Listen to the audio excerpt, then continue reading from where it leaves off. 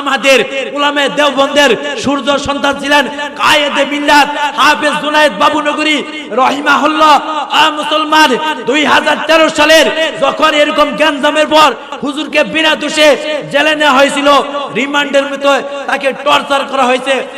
মুসলমান বাংলাদেশের একজন কুলাঙ্গার বেজন্ম পুলিশ অফিসার নাম হলো মাহফুজুর রহমান। মুসলমান এই মাহফুজুর রহমান হুজুরকে জেলের ভিতরে রিমান্ডের ভিতরে হুজুর যখন পানি চেয়েছে এই কুলাঙ্গার পেশাব সামনে দিয়েছে। হুজুর কুরআনুল কারীম তেলাওয়াত করে এই কুলাঙ্গার কুরআন শরীফ হাত থেকে নিয়ে টয়লেটে নিক্ষেপ করে জুনায়েদ বাবুনগরী যখন তাসবিহ তেলাওয়াত করে তাসবিহ ছুঁড়ে ফেলে দেয়।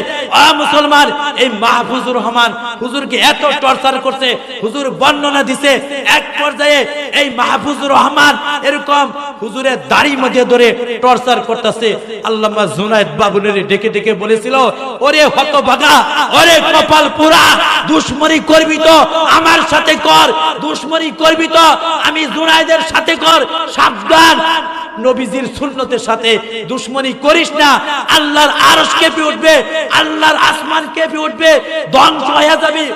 মুসলমান জুনায়েদ বাবুনগরী সময়ের ব্যবধানে 2-1 মাস সময়ের ব্যবধানে সসম্মানে জেল থেকে মুক্তি পেয়েছে, সসম্মানে দুনিয়া থেকে আল্লাহ তাআলা নিছে, ইজ্জতের জানাজা হয়েছে, আম্মর শফির সাথে শাহীদ আছে।